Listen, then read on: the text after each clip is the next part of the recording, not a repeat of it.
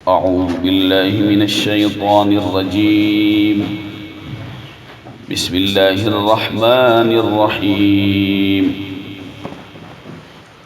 وعلى الذين هادوا حرمنا كل ذي ظفر ومن البقر والغرم حرمنا عليهم شهومهما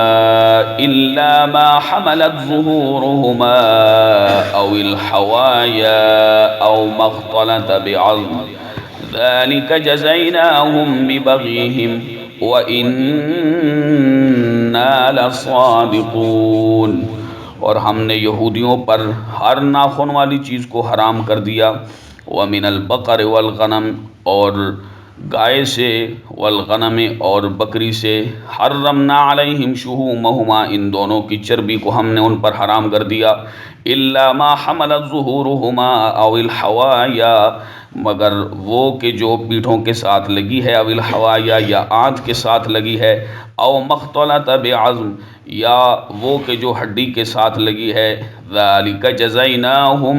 یہ بدلہ دیا ہم نے ان کو، ببغیہم ان کی سرکشی کی وجہ سے. وَإِنَّا لَصَادِقُونَ اور بے شک ہم ضرور سچے ہیں. اللہ رب ذوالجلال نے یہودیوں پر، ہادو یعنی جو یہودی ہو گئے، ان پر اللہ رب ذوالجلال نے ہر ناخن والی چیز کو حرام فرما دیا. ظفر یہ کہتے ہیں ناخنوں کو، اظفار اس کی جمع بھی آتی ہے. اور اسی طرح سے ہر ناخن والا جو جانور ہے اس سے مراد انگلی ہے، خواہ انگلیاں جو ہے وہ بیچ سے پھٹی ہوں جیسے کتا اور درندہ، یا نہ پھٹی ہوں بلکہ کھر کی صورت میں ہوں جیسا کہ اونٹ ہے، شتر مرغ ہے، اور اسی طرح سے بطخ ہے. تو بعض مفسرین کا قول ہے کہ یہاں بطور خاص شتر مرغ، بطخ اور اونٹ مراد ہے. تو گائے کی اور بکری کی جو چربی ہے، کیونکہ ان پر اس کا گوشت حلال تھا لیکن ان کی چربیاں حرام کی گئی تھی. اللہ رب ذوالجلال کے محبوب نے فرمایا کہ یہود پر اللہ کی لعنت ہو کہ اللہ رب ذوالجلال نے انہیں چربی کھانے سے تو منع کیا لیکن انہوں نے اس چربی کو پھر پگھلا کے کھایا. یہ وہ نافرمان لوگ تھے. تو اسی طرح سے فرماتے ہیں مفسرین کہ جو چربی گائے بکری کی پیٹھ میں لگی ہو یا آنت یا ہڈی سے ملی ہو تو وہ ان کے لیے حلال تھی. یہودی چونکہ اپنی سرکشی کے باعث ان چیزوں سے محروم کیے گئے تھے، تو اسی لیے اللہ رب ذوالجلال نے فرمایا کہ یہ جو انہوں نے سرکشیاں کی، ہماری آیات کی تکذیب کی، ہمارے انبیاء کو انہوں نے شہید کیا، تو ذالک جزیناہم یہ جو ہم نے ان پر حرام کی ہے یہ چربیاں ان کی، جزیناہم یہ بدلہ دیا ہے ہم نے ان کو، ببغیہم ان کی بغاوت کا، ان کی سرکشی کا، ان کی اس نافرمانی کا. بے شک ہم ضرور سچے ہیں. فَإِن كَذَّبُوكَ فَقُل رَّبُّكُمْ ذُو رَحْمَةٍ وَاسِعَةٍ وَلَا يُرَدُّ بَأْسُهُ عَنِ الْقَوْمِ الْمُجْرِمِينَ. پھر اگر جھٹلایا انہوں نے آپ کو، فقل تو اے حبیب آپ فرما دیجئے، ربکم تمہارا رب، ذو رحمت واسعہ وسیع رحمت والا ہے، ولا یرد اور نہیں لوٹایا جاتا، بأسہ اس کا عذاب، عن القوم المجرمین مجرم قوم سے. اے حبیب انہوں نے آپ کو جھٹلایا ہے، آپ ان سے فرما دیجئے کہ تمہارا رب بڑی وسیع رحمت والا ہے، کشادہ رحمت والا ہے، اور جو مجرم ہیں، مشرک ہیں، کافر ہیں، جو اس کی آیات کی تکذیب کرتے ہیں، اس کے انبیاء کی بات نہیں مانتے، اس کا حکم نہیں مانتے، تو فرمایا کہ ایسے لوگوں پر عذاب مسلط کیا جاتا ہے. ولا يرد بأسه اور جب ان پر عذاب مسلط کیا جائے تو پھر اللہ کا عذاب وہ مجرم قوم سے لوٹایا نہیں جاتا، وہ پھر مجرم قوم سے نہیں لوٹایا جاتا. اب غیبی خبر اللہ رب ذوالجلال نے یہ بیان فرمائی، چونکہ قرآن معجز کلام ہے، عاجز کرنے والا ہے، چاہے وہ اس کی فصاحت و بلاغت ہو، چاہے قرآن کی غیبی خبریں ہوں، تو وہ جو بھی غیبی خبریں قرآن مقدس نے بیان فرمائی ہیں وہ ضرور اپنے اپنے وقت کے مطابق، اپنے اپنے وقت پر وہ ہوتی آئی ہیں اور وہ ثابت ہوتی رہی ہیں. اللہ خالق کائنات نے ارشاد فرمایا، سيقول الذين أشركوا لو شاء الله ما أشركنا ولا آباؤنا ولا حرمنا من شيء كذلك كذب الذين من قبلهم حتى ذاقوا بأسنا قل هل عندكم من علم فتخرجوه لنا ان تتبعون الا الظن وان انتم الا تخرصون سیقول الذین ان قریب کہیں گے وہ لوگ اشرکو جنہوں نے شرک کیا لو شاء اللہ اگر اللہ چاہتا ما اشرکنا تو ہم شرک نہ کرتے ولا آباؤنا اور نہ ہی ہمارے باپ دادا شرک کرتے ولا حرمنا من شیء اور نہ ہی ہم کسی چیز کو حرام ٹھہراتے کذالک اسی طرح کذب الذین جھٹلایا ان لوگوں نے من قبلہم ان سے پہلے حتی ذاقوا بأسنا یہاں تک کہ چکھا انہوں نے ہمارے عذاب کو قل اے حبیب آپ فرما دیجئے حل عندکم ہے تمہارے پاس کیا ہے تمہارے پاس من علم کوئی یقینی علم کوئی دلیل فتخرجوہ لنا تو اسے ہمارے سامنے لاؤ ان تتبعون الا الظن تم صرف گمان کے پیچھے چلتے ہو وان انتم الا تخرصون اور تم صرف غلط تخمینے لگاتے ہو۔ فرمایا کہ یہ غیبی خبر ہے، اللہ رب ذوالجلال نے فرمایا کہ یہ لوگ اس بات کو تسلیم کریں گے کہ جو بھی کچھ ہے وہ اللہ ہی کی مشیت سے ہے۔ تو اس میں جبریہ کا اور معتزلہ کا یہ دو فرقے گزشتہ گمراہ فرقے گزرے ہیں، ان کے جراثیم اب بھی کئی لوگوں میں موجود ہیں۔ تو یہ انتہائی گمراہ لوگ تھے، بڑے عجیب قسم کے لوگ تھے۔ تو ان کا ایک تو مفسرین نے فرمایا کہ ان کا اس میں رد بھی ہے۔ معتزلہ ایک فرقہ گزرا ہے ہمارے علم کلام کی کتابوں میں جو درس نظامی میں بڑے درجات میں پڑھائی جاتی ہے، تو اس میں شرح قائد ہے جیسے، تو اس میں انہوں نے باقاعدہ اس کو لکھا ہے کہ حضرت حسن بصری رحمہ اللہ تعالی آپ کی حلقہ احباب میں، آپ کے شاگردوں میں غالباً یا آپ کے اصحاب میں جو لوگ بیٹھتے تھے ان میں سے ایک واصل بن عطا بھی تھا۔ تو وہ اٹھ کے اور اس نے اختلاف کیا گناہ کبیرہ کے حوالے سے، دیگر چیزوں کے حوالے سے، اللہ کی صفات کے حوالے سے، عذاب قبر کے حوالے سے، تو وہ اس پہ اٹھ کے چلا گیا۔ تو حضرت حسن بصری رحمہ اللہ تعالیٰ نے فرمایا کہ اعتزل عنا واصل بن عطا، یہ شرح قائد کی عبارت ہے کہ واصل بن عطا ہم سے جدا ہو گیا، یعنی اس نے اعتزال کیا، تو اسی سے پھر اس اعتزال سے جدا ہو جانے سے ان کو فرقہ معتزلہ کہا جاتا، تو وہ اہل سنت سے جدا ہو گئے، ہٹ گئے، گمراہ ہو گئے۔ تو اس میں بھی علماء نے لکھا، مفسرین نے، کہ ان آیات مبارکہ میں ان قدریہ کا جو تقدیر کے منکر ہیں اور دیگر بھی ان کے معاملات ہیں، تو ایسے گمراہ کن لوگوں کا بھی اللہ نے راہ پہ رد فرما دیا۔ فرمایا کہ ان قریب یہ لوگ جو مشرک ہیں وہ کہیں گے کہ لو شاء اللہ، اگر اللہ چاہتا، ما اشرکنا تو ہم شرک نہ کرتے، ولا آباؤنا اور نہ ہی ہمارے باپ دادا شرک کرتے، ولا حرمنا من شیء اور نہ ہی ہم کسی چیز کو حرام ٹھہراتے۔ یعنی یہ چیز وہ لوگ مانیں گے جیسا کہ پیچھے گزرا ہے کہ جب ان کو آگ پہ پیش کیا جائے گا تو وہ اس دہشت اور بھیانک اس ہولناکیوں کی وجہ سے، جو عذاب ان کو دیا جائے گا اس کی وجہ سے وہ اتنے پریشان ہوں گے، وہ پریشان ہو جائیں گے کہ ہمیں دنیا میں واپس بھیجا جائے تاکہ ہم اللہ کی آیات کی تکذیب نہ کریں۔ تو فرمایا کہ جب ان کو آگ کا عذاب دیا جائے گا دوزخ میں، تو یہ اس سے، کیونکہ عذاب میں نے پہلے بھی کہا کہ اس کا ادراک ہم نہیں کر سکتے۔ اب کسی جگہ پہ آگ لگی ہو کسی گند کے ڈھیر میں، تو اس کے قریب سے گزرنا انتہائی مشکل ہو جاتا ہے، کوئی آدمی وہاں 2 سے 4 منٹ بھی نہیں کھڑا ہو سکے گا۔ تو اس آگ کا تو ادراک ہی کوئی نہیں کہ جو اللہ کے ساتھ شرک کرنے والوں کو اور اللہ کی آیات کی تکذیب کرنے والوں کو، شریعت کا مذاق اڑانے والوں کے لیے تیار کیا گیا ہے کہ جو آدمی کفر پہ مرے گا تو اس کے لیے یہ ہمیشہ کا عذاب ہے کہ وہ ہمیشہ ہمیشہ اس میں رہے گا۔ تو ان کو جب جہنم کی آگ میں جلائے گا اللہ رب ذوالجلال، تو اس پہ وہ بہت زیادہ پریشان ہوں گے۔ پھر ان کو طبقہ زمہریر میں ڈالا جائے گا، جہاں تو ان کو ٹھنڈا عذاب دیا جائے گا۔ اتنی سردی ہوگی، اب بھی چلے جائے کسی باہر کے ممالک میں یا کہیں، تو سردی میں کیسی آدمی کی حالت ہو جاتی ہے، یا یہاں سے وہ فریزر سے اگر برف کا کٹورا نکالیں آپ، جس پہ برف پانی کو آپ نے پانی رکھ کے جما دیا ہو، اس کو آپ اٹھائے تو بعض اوقات یہ انگلی کی جو ہے یہ چمڑی اوپر سے اتر جاتی ہے، یا سردی میں ٹائم گزارنا ہی مشکل ہو جاتا ہے۔ تو اس کا تو ادراک ہی کوئی نہیں کہ طبقہ زمہریر کا کیسا عذاب ہوگا۔ تو پھر ان کو وہاں ڈالا جائے گا، وہاں جب تنگ ہوں گے تو پھر ان کو آگ میں ڈالا جائے گا۔ اللہ اکبر کبیرہ۔ تو انہوں نے جیسے انکار کیا تھا کہ ہم جو ہے وہ ادھر انکار کریں گے۔ اللہ رب ذوالجلال نے فرمایا کہ جب ان کو عذاب دیا جائے گا تو یہ عذاب کو دیکھ کے اور مومنین پر احسانات اور انعامات اور جنت میں داخل ہونا جب یہ دیکھیں گے تو پھر یہ کہیں گے کہ ہم تو مشرک نہیں ہیں۔ پھر بعد میں یہ بھی آیات مبارکہ آئی کہ پھر وہ اس کا اقرار کریں گے۔ تو اس جگہ بھی انہوں نے یہ بات کہی کہ اگر اللہ چاہتا تو ہم اور ہمارے باپ دادا شرک نہ کرتے، اور جو ہم نے اپنے اوپر چیزیں حرام ٹھہرائی ہیں وہ بھی ہم جو ہے وہ حرام نہ کرتے۔ تو فرمایا اللہ رب ذوالجلال نے کہ کذالک، اسی طرح، کذب، تکذیب کی انہوں نے، الذین، ان لوگوں نے، من قبلہم، جو ان سے پہلے تھے، حتی ذاقوا بأسنا، تو جب انہوں نے ہماری ان چیزوں کی تکذیب کی جن کو ہم نے حلال ٹھہرایا تھا انہوں نے حرام کیا، جن کو ہم نے حرام کیا تھا وہ یہ کرتے رہے، ہمارا انہوں نے حکم نہیں مانا، انبیاء کی توہین کی، ٹھٹھے کیے، مذاق کیے، ایک دن میں انہوں نے 70 بنی اسرائیل کے انبیاء کو شہید کر دیا، حتی ذاقوا بأسنا، فرمایا کہ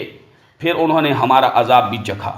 کہ ہمارا عذاب کیسا تھا، اور کفر پہ مرے، تو جب کفر پہ مرے گے تو اب ابد الآباد تک یہ سڑتے اور مرتے ہی رہیں گے۔ قل، اے حبیب آپ فرما دیجئے کہ جو انہوں نے اگر حرام کیا ہے جن چیزوں کے بارے میں یہ کہتے ہیں، حل عندکم، کیا ہے تمہارے پاس، من علم، کوئی ایسی دلیل یقینی بات ہے، کوئی علم ہے تمہارے پاس، فتخرجوہ لنا، اسے ہمارے سامنے لاؤ، ہم بھی دیکھیں کہ کس چیز کو حرام کیا گیا ہے جو بات تم کہتے ہو۔ ان تتبعون الا الظن، یاد رکھو کہ تمہارے پاس نہ کوئی دلیل ہے، نہ کوئی علم ہے، نہ کوئی یقینی بات ہے۔ ان تتبعون الا الظن، تم صرف یقین کو چھوڑ کے گمان کے پیچھے چلتے ہو، اٹکلوں کے پیچھے چلتے ہو، اور اس کی کوئی حیثیت نہیں ہے۔ وَإِنْ أَنْتُمْ إِلَّا تَخْرُصُونَ، اور تم صرف غلط تخمینے اور غلط اندازے لگاتے ہو۔ قُلْ فَلِلَّهِ الْحُجَّةُ الْبَالِغَةُ فَلَوْ شَاءَ لَهَدَاكُمْ أَجْمَعِينَ، اے حبیب فرما دیجئے، فَلِلَّهِ، اللہ ہی کے لیے ہے، الْحُجَّةُ الْبَالِغَةُ، کامل دلیل، فَلَوْ شَاءَ لَهَدَاكُمْ أَجْمَعِينَ، تو اللہ چاہتا تو لَهَدَاكُمْ، ہدایت دے دیتا تم سب کو۔ کامل حجت اللہ ہی کی ہے، وہ چاہتا، یہ اسی کی مشیت پر ہے۔ تو لہداکم، یہ اہل سنت کا مسلک بھی ہے، ان قدریہ، معتزلہ اور دیگر تمام جتنے بھی یہ فرق ہیں، فرق باطلہ، جبریہ گزرا ہے، اسی طرح قدریہ ہے، معتزلہ ہے، اور اسی طرح سے مشبہہ ہے، وہ مجسمہ ہے، یہ بہت سارے انہوں نے عجیب عجیب قصے کہانیاں نکال کے رکھی ہوئی تھی اپنی طرف سے ویسے ہی۔ تو اللہ رب ذوالجلال جس کا اسلام سے، قرآن سے کوئی تعلق ہی نہیں تھا، گمراہ فرقے تھے، فلو شاء لہداکم اجمعین، اگر اللہ چاہتا تو ضرور تمہیں ہدایت دیتا۔ یہاں پر ایک بات میرے ذہن میں آئی، ہم ایک درس نظامی میں علم بلاغت، قرآن و حدیث کو سمجھنے کے لیے یہ کتاب پڑھائی جاتی ہیں، جیسا کہ دروس البلاغہ ہے، مختصر المعانی، بڑی مشکل ترین ادق عبارات والی،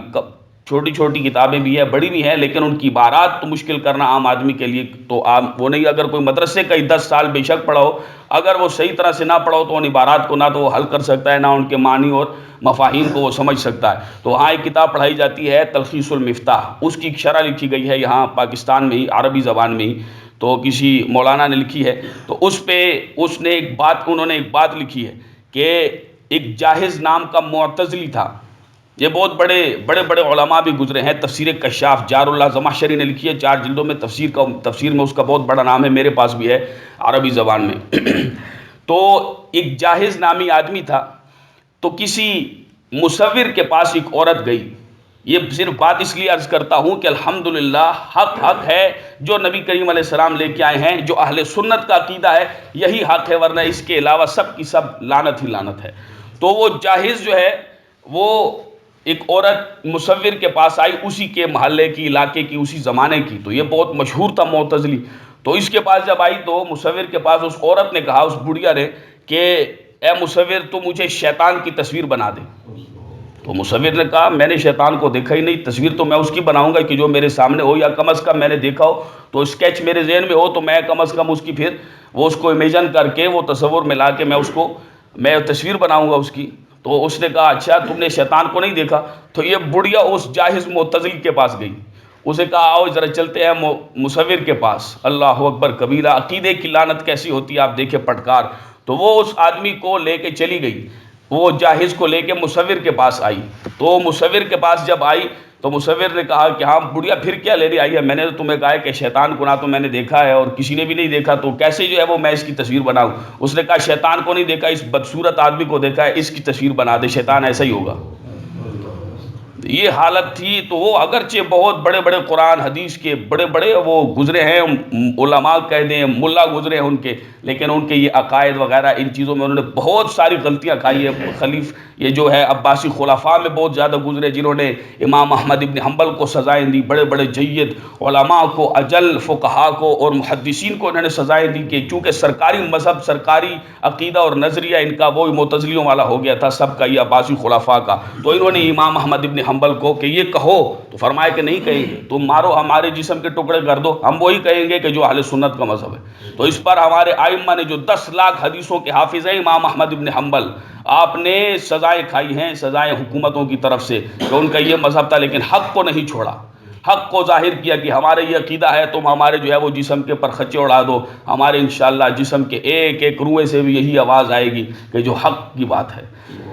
تو گرامی قدر حضرات، ان آیات میں بھی ان گمراہوں کا رد ہے. حقیقت میں اہل سنت ہمیشہ اور قیامت کے دن فرمائے کہ یوم تبیض وجوہ وتسود وجوہ، کہ قیامت کے دن جن لوگوں کے چہرے روشن ہوں گے، چاہے دنیا میں ان کے رنگ کالے ہوں اہل سنت، قیامت میں ان کے چہرے روشن ہوں گے. اور جو اہل بدعت و دلالت ہے، بے شک سفید ہو، نیلے ہوں، رنگ برنگی ہوں، جو بھی ہو، قیامت کے دن تسود وجوہ، ان کے چہرے سیاہ ہوں گے، ان کی اس کفر کی وجہ سے، ان کی اس بدعقیدگی کی وجہ سے. قل هلم شهداءكم الذين يشهدون أن الله حرم هذا فإن شهدوا فلا تشهد معهم ولا تتبع أهواء الذين كذبوا بآياتنا والذين لا يؤمنون بالآخرة وهم بربهم يعدلون. اے حبیب آپ فرما دیجئے، ہلما لے آؤ، شہداءکم اپنے گواہ، الذین وہ جو یشہدون گواہی دیں اس بات کی کہ اللہ نے یہ حرام کیا ہے. فَإِن شَهِدُوا پھر اگر وہ گواہی دیں جھوٹی گواہی، فَلَا تَشْهَدْ مَعَهُمْ تو تم ان کے ساتھ گواہی نہ دینا، وَلَا تَتَّبِعْ اور نہ چلو، أَهْوَاءَ الَّذِينَ ان لوگوں کی خواہشات پر، كَذَّبُوا بِآيَاتِنَا جنہوں نے ہماری آیات کی تکذیب کی، وَالَّذِينَ اور وہ لوگ لا یؤمنون نہیں ایمان رکھتے، بالآخرت آخرت پر، وَهُمْ بِرَبِّهِمْ يَعْدِلُونَ اور وہ اپنے رب کے ساتھ دوسروں کو شریک ٹھہراتے ہیں. فرمایا کہ لے آؤ ان گواہوں کو، اگر کوئی گواہ ہیں تو وہ گواہی دینے کے لیے آ جائیں. حقیقت یہی ہے کہ جو میدان میں بات ہوگی، جو میدان کے آدمی ہوں گے، جو علم ہوگا، جو یقینی بات ہوگی، جو دلیل ہوگی، اس کو تم لے کے آؤ گے میدان میں. تو جب تم اپنا وہ گواہ لے کے آؤ گے تو وہ ہمیں بتائے کہ اللہ نے ان اللہ حرم ھذا، کہ یہ جو تم کہہ رہے ہو حرام ہے، اللہ نے اسے حرام کیا ہے. تو وہ ہم اس سے دلیل پوچھیں گے. وہ دلیل فَإِن شَهِدُوا اگر وہ جھوٹی گواہی دیں گے، مطلب بات تو وہی ہے جو نبی کریم علیہ السلام نے بیان فرما دی کہ یہ حلال ہے، یہ حرام ہے، اس کے علاوہ جو ہے وہ کوئی اور حلال حرام کرے اس کی کوئی حیثیت نہیں اور نہ ہی بات مانی جائے گی. اور حضور بھی اپنی خواہش سے کلام نہیں فرماتے، بلکہ ان ہوا الا وحی یوحیٰ، جو اللہ ان کی طرف وہی فرماتا ہے حضور وہی فرماتے ہیں. تو جس نے حضور کی تکذیب کی حقیقت میں اس نے اللہ ہی کی تکذیب کی. تو پیغمبر جو ہے، پیغمبر اس میں الف کو، پیغام کے الف کو حذف کر کے پیغمبر پڑھا جاتا ہے، اصل میں پیغام بر ہے، یعنی کہ پیغام کو پہنچانے والے. تو وہ اللہ کے انبیاء کی ذوات ہیں، وہ اللہ کے انبیاء ہیں کہ جو اللہ کا پیغام اللہ کی طرف سے، جنہوں نے اللہ نے جن کو انسانیت کی ہدایت کے لیے اپنا حکم دے کے بھیجا کہ یہ قوم کو، یہ ان لوگوں کو، یہ تمام انسانیت کو یہ حکم دیا جائے کہ جو مقصد اصلی ہے اس کی طرف آئیں. یہ سب کی سب بیکار باتیں ہیں. تو انبیاء کی تکذیب کرنا یہ فقط اللہ کی تکذیب کرنا ہے، جیسا کہ پیچھے گزرا ہے کہ اے حبیب آپ رنجیدہ نہ ہوں. یہ آپ کی تکذیب کرتے ہیں، یہ آپ کو جھٹلاتے نہیں، بلکہ یہ تو ہماری آیات کی تکذیب کرتے ہیں، کیونکہ جو بات آپ کہتے ہیں وہ حکم تو ہمارا ہی ہے نا. تو فرمایا کہ فَإِن شَهِدُوا فَلَا تَشْهَدْ مَعَهُمْ تو پھر تم ان کے ساتھ گواہی نہ دینا ہے سننے والے، وَلَا تَتَّبِعْ اور نہ چلو ان کی راہ پر کہ جو ان کی خواہشات کے مطابق زندگی مت گزارو. اور میں اس پر یہ بات بھی کہوں گا کہ یہ وہ آج کل کے دور میں چونکہ اس نے تو حق ہے، ہمیشہ حق جو ہے وہ واضح ہو کے آتا ہے۔ مرزے کی میں بات کرتا ہوں، مرزا جونیئر، ہمارے مبشر شاہ صاحب وہ گجرانوالے والے اس کو مرزا جونیئر کہتے ہیں، انہوں نے مرزائیوں کی بھی کمر توڑی ہے صحیح کر کے، اور اسی طرح سے اس مرزے کی بھی۔ تو یہ مرزا کہتا ہے کہ ہمارے جو ہے وہ صرف جواب دو، وہ جیلم کا وہ ملعون جو ہے، ہمارا صرف جواب دو، ہم مناظرہ نہیں کرتے۔ ہم نے کہا میدان میں آؤ، دیکھو قرآن کیا کہتا ہے، اور میدان میں آؤ، اگر تم حق ہو تو میدان میں آؤ، اور میدان میں آنے کی جرت صرف مردوں کو ہوتی ہے، تمہاری تو ٹانگوں میں سانس ہی نہیں ہے، تم بیچارے کمرے میں اور 4x4 کے کمروں میں کیمرے کے سامنے گمراہی پھیلاتے ہو، اور لوگ کہتے ہیں فرقہ واریت فرقہ واریت۔ ایسے شیطانوں کو اٹھا کے پھینکو نا جیل میں جو اصل آگ لگاتے ہیں معاشرے میں۔ پتہ نہیں کس قسم کی اخلاق ہے اور کیا ہے، صرف لوگوں کو سکھاتے ہیں، حقیقت میں لوگوں کی آنکھوں میں مٹی ڈالتے ہیں جو کہ لوگوں کو سمجھ نہیں ہے۔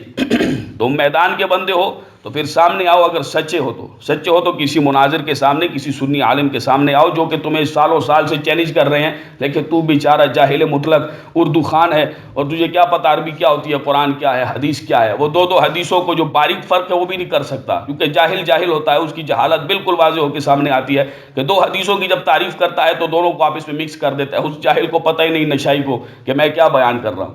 تو ایسے لفظ بولنا ایسے جاہلوں کے لیے یہ ہمارا حق ہے کہ ہم ایسے لوگوں کی وہ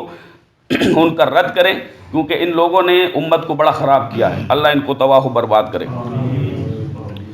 فرمایا کہ کذبوا بآیاتنا، انہوں نے ہماری آیات کی تکذیب کی، والذین لا یؤمنون بالآخرۃ، وہ آخرت پر ایمان نہیں رکھتے، وہم بربہم یعدلون، وہ اپنے رب کے ساتھ شریک ٹھہراتے ہیں۔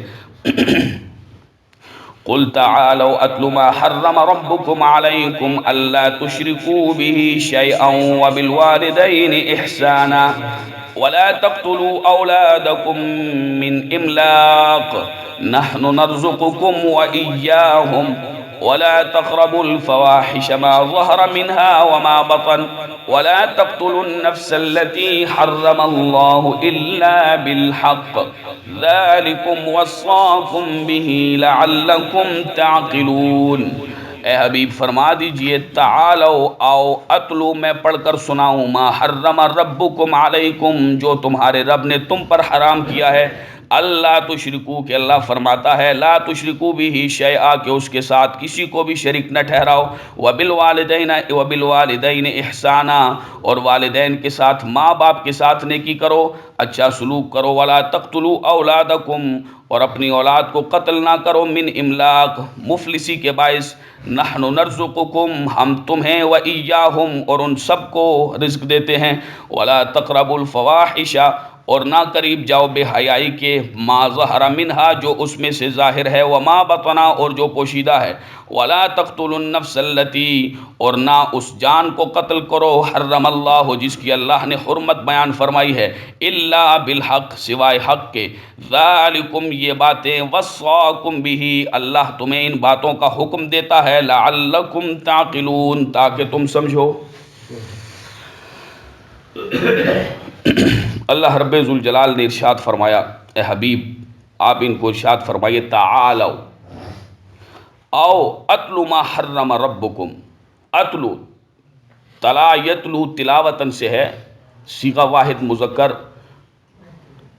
صیغہ واحد متکلم، اتلو میں پڑھ کر سناؤں تمہیں، ما حرم جو حرام کیا، ربکم تمہارے رب نے، علیکم تم پر، کیا حرام کیا، اللہ تشرکو بھی شیئا کہ تم اس کے ساتھ کسی کو بھی شریک نہ ٹھہراؤ، صرف اسی ہی کی عبادت کرو کہ جو عبادت کا مستحق ہے،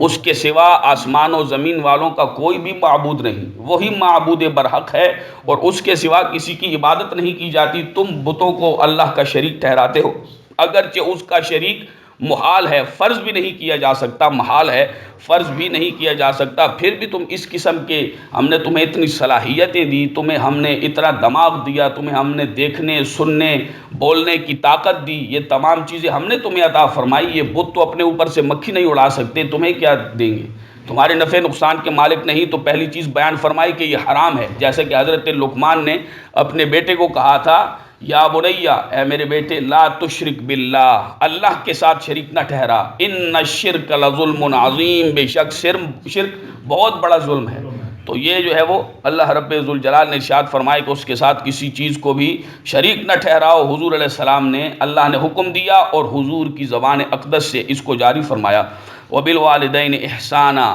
اب توجہ کیجئے گا کہ شرک، اللہ کے ساتھ شریک ٹھہرانا انتہائی قبیح برا عمل ہے، ظلم ہے، لعنت ہے، کیا کیا لفظ کہے جائیں۔ کیونکہ ایک آدمی ایسا نرا جاہل ہے کہ وہ جو تمام کائنات کا خالق ہے، جو ہر چیز کا پیدا کرنے والا ہے، ہر ذرے کا مالک ہے، اس کی عظمت کو وہ پہچان نہیں رہا۔ وما قدر اللہ حق قدرہ، جیسے یہودیوں نے اللہ کی قدر نہیں پہچانی جیسے کہ اللہ کی قدر پہچاننے کا حق تھا، تو یہ مشرک بھی، ان کی بھی یہی حالت ہے کہ وہ اللہ کی عظمت و قدرت کو جان ہی نہیں رہے، اس کی صنائیوں کو، وہ کیسا وحدہ لا شریک ہے، بے مثل و بے مثال ہے، اس کی مثل لیس کمثلہ شیء، کوئی چیز بھی اس کی مثل اس کی طرح نہیں ہے، تو اس کی عبادت نہیں کرتے اللہ کی، اور بتوں کی عبادت کرتے ہیں اپنے ہاتھوں سے ہی ان کو تراش کے، ایسے جو ہے وہ نرے جاہل ہیں۔ تو اب دیکھیے کہ شرک جو سب سے بری چیز ہے اور اللہ کی عبادت جو سب سے اعلیٰ چیز ہے، یعنی شرک کی جب اللہ رب ذوالجلال نے نفی فرمائی تو مطلب یہ ہے کہ توحید پرست ہو جاؤ،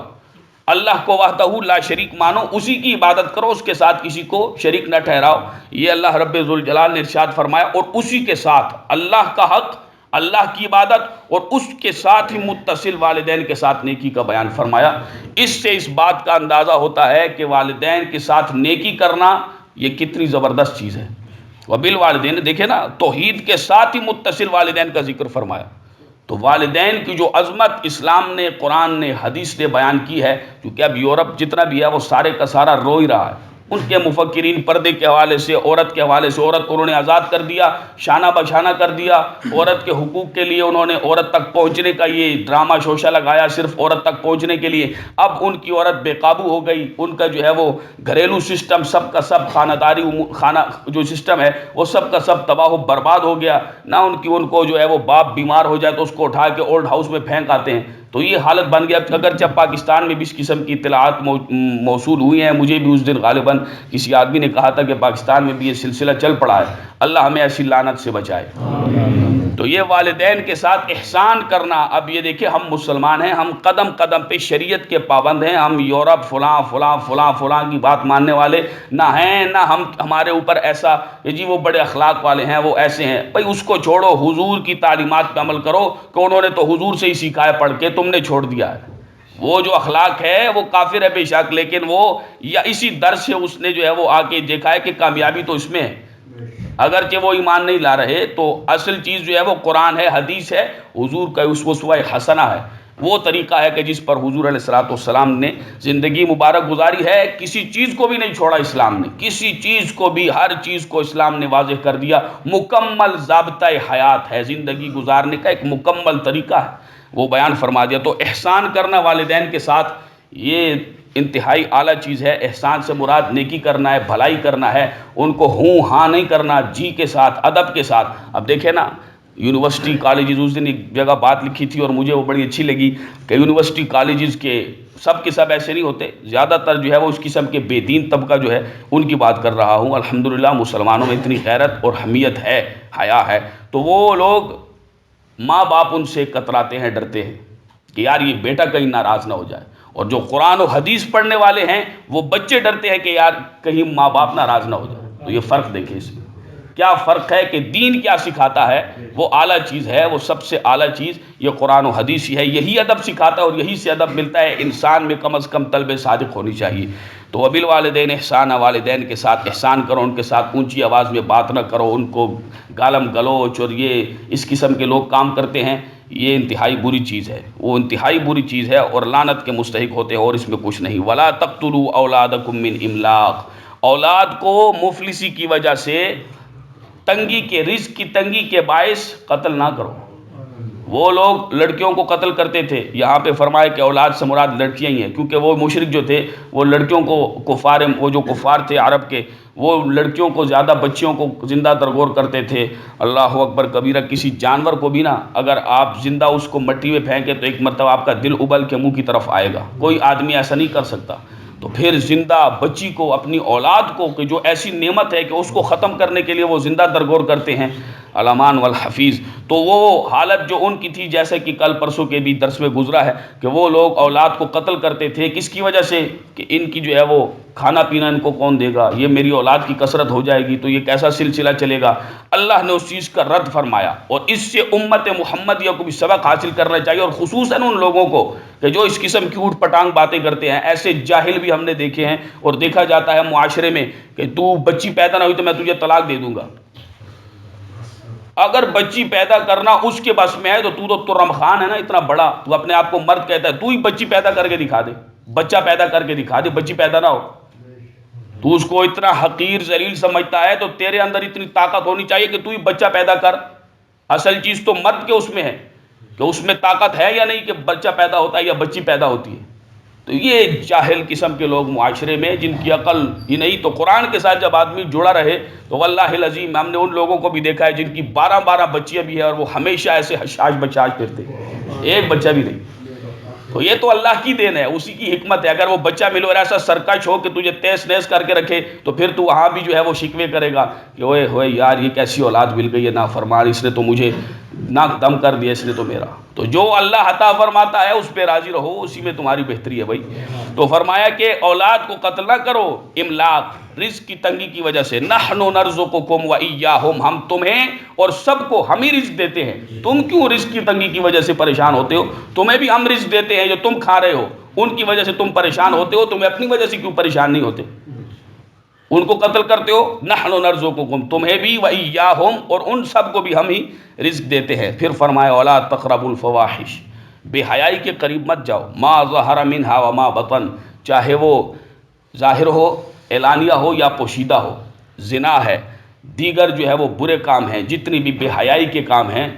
یہ فرمایا گیا ولا تقربوا الفواحش، ان تمام چیزوں کو فرمایا کہ آؤ میں تمہیں سناؤں، پڑھ کر کیا سناؤں، ما حرم علیکم ربکم، جو تمہارے رب نے تم پر حرام کیا ہے، جوان ہو، بوڑھا ہو، عورت ہو، مرد ہو۔ لوگ کہتے ہیں ہمیں جو ہے وہ انتہائی نیک و پارسا عورت ملے، لیکن اگر مرد کے اپنے ہی کردار اچھا نہیں تو یاد رکھے کہ جیسی کرنی ویسی بھرنی، جیسے آدمی کے کردار ہوگا ویسی عورت اس کو ملے گی۔ برے مردوں کے لیے بری عورتیں ہیں، بری عورتوں کے لیے برے مرد ہیں،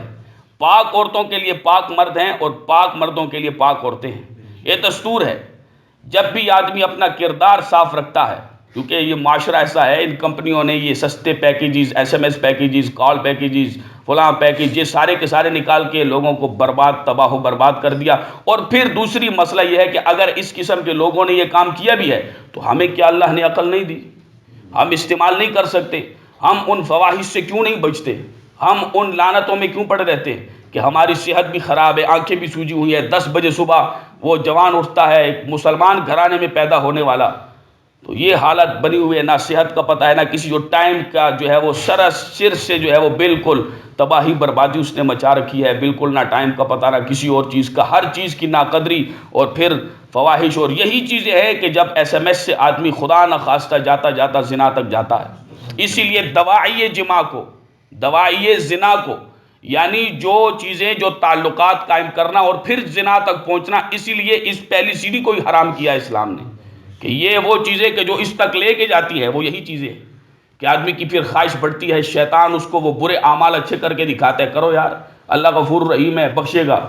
تو پھر لعنت کا مستحق تو آدمی ہوگا۔ قرآن نے جب یہ فرمایا کہ ولا تقربوا الفواحش، یہ حرام ہے، اوپر فرما دیا گیا آؤ میں تمہیں وہ سناؤں جو تمہارے رب نے تم پر حرام کیا ہے، وہ تمام چیزیں بیان فرمائی، اور اس میں یہ بیان فرمائے چاہے وہ ظاہری ہو چاہے باطن ہو، چھپا ہو، اعلانیہ ہو یا ظاہر ہو، وہ اس فواحش کے، ان فاحشات کے، ان بے حیائیوں کے قریب نہ جاؤ۔ ولا تقتلوا النفس التي حرم اللہ الا بالحق، جس جان کی اللہ نے حرمت عزت رکھی ہے اس جان کو بغیر حق کے قتل نہ کرو۔ فرمائے صرف 3 قتلوں کے علاوہ کسی مسلمان کو قتل کرنا جائز ہی نہیں۔ ایک یہ کہ شادی شدہ مرد یا عورت کو رجم کیا جائے گا، ان کو قتل کرے گی حکومت وقت جو اسلامی حکومت ہے، آج کل تو مسلم حکومتوں کی حالت ہی کوئی نہیں، بیڑا غرق کر کے رکھا ہے انہوں نے لوگوں کا۔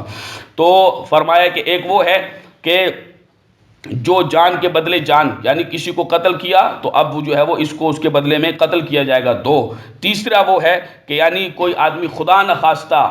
وہ مرتد ہو جائے، اسلام سے پھر جائے، اسلام سے بیزاری کا اظہار کرے، تو ایسے ملعون کو بھی شریعت اسلامیہ کے مطابق جو اسلامی حکومت ہے اسلامی ریاست میں اس کو قتل کرے گی۔ ان 3 قتلوں کے علاوہ کوئی قتل جائز نہیں۔ ولا تقتلوا النفس التي حرم اللہ، جی مجھے غصہ چڑھ گیا، میں نے گن نکالی اور اس کو جو ہے وہ ایسے کر دیا، ایسے کر دیا۔ کیوں کیا؟ غصہ جو ہے وہ ٹھنڈا رکھو، ایسے کام مت کرو۔ ولا تقتلوا النفس التي حرم اللہ، اللہ نے جس جان کی حرمت رکھی ہے اس کو ناحق قتل نہ کرو۔ ذالکم، یہ باتیں، وصاکم بہ،